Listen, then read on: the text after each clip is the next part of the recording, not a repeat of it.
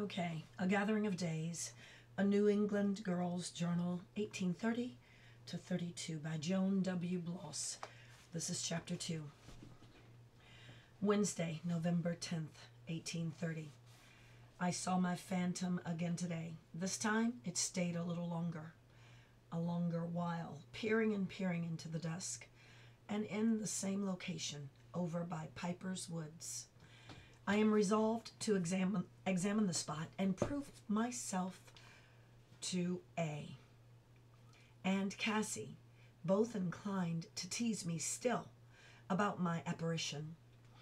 Now, Kath, they'd say, what headless being will you find today? Or, have you strayed hogs, Catherine Hall, to take you into the woods?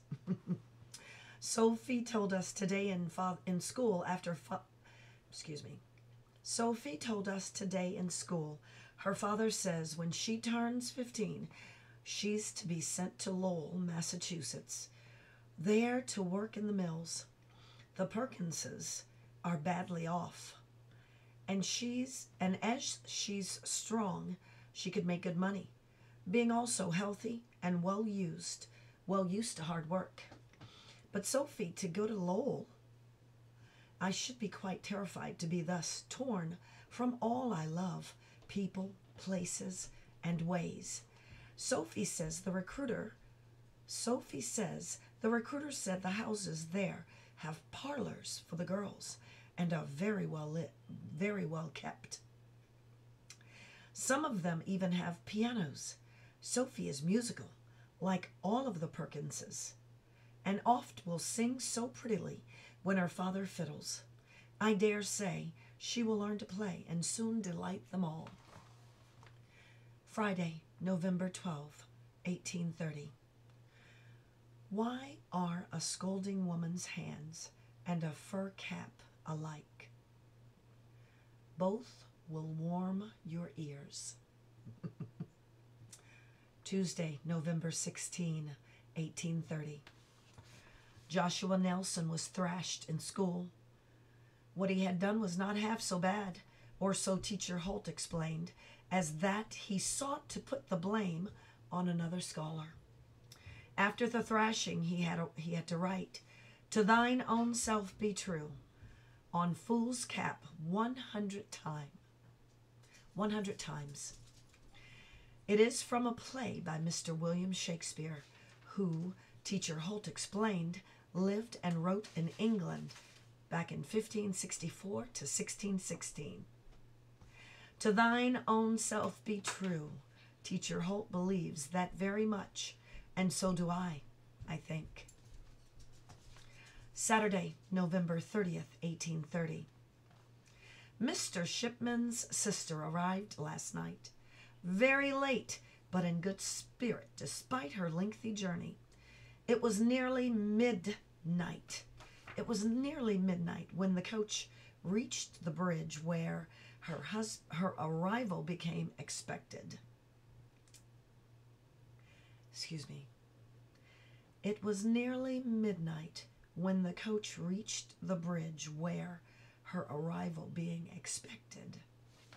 Mr. Shipman met her and fetched her belongings home.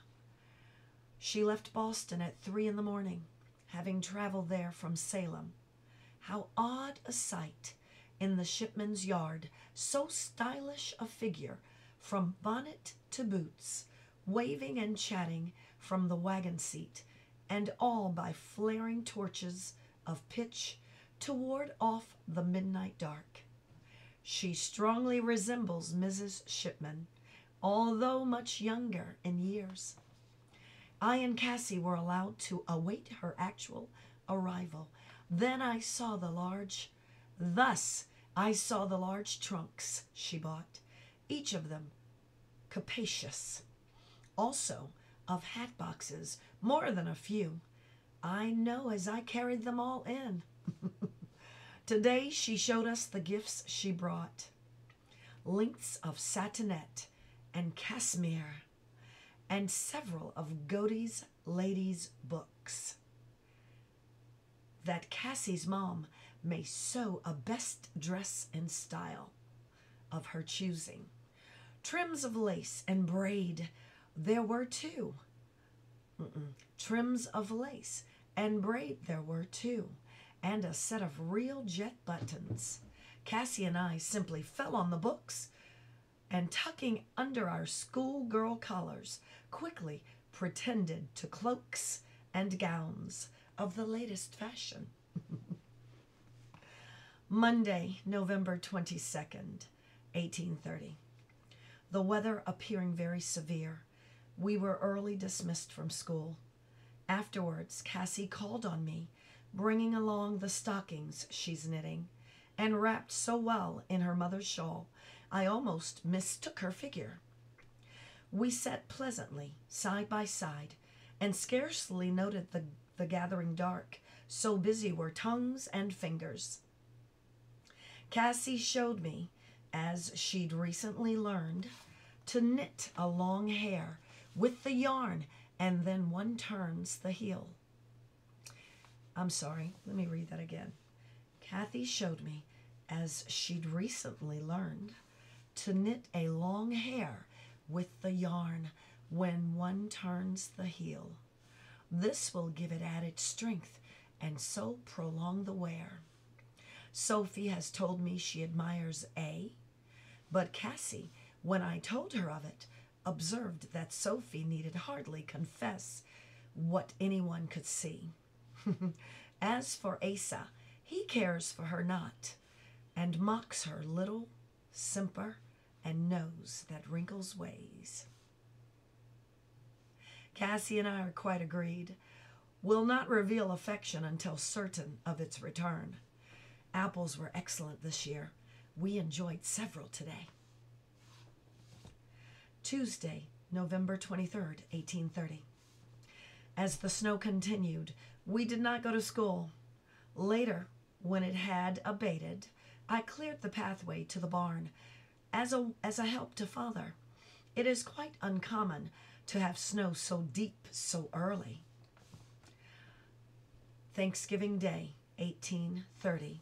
Such a feast as we had at the Shipmans, with food till we could eat no more, and divers pies aplenty.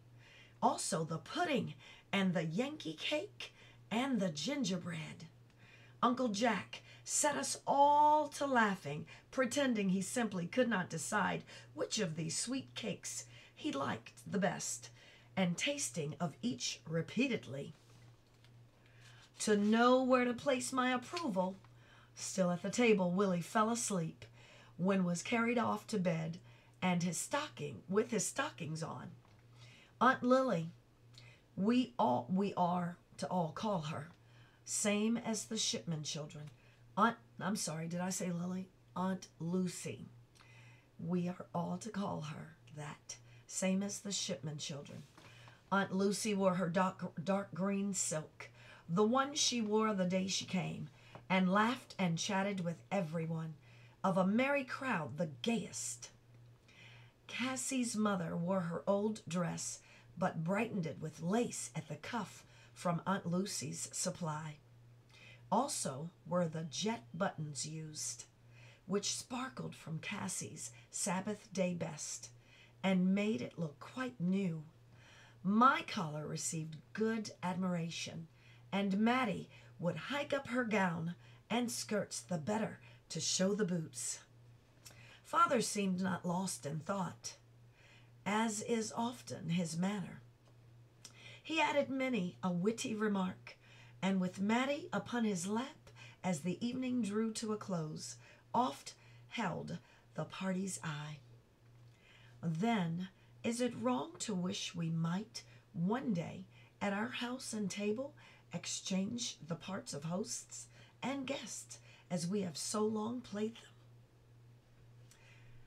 That is the end of chapter 2.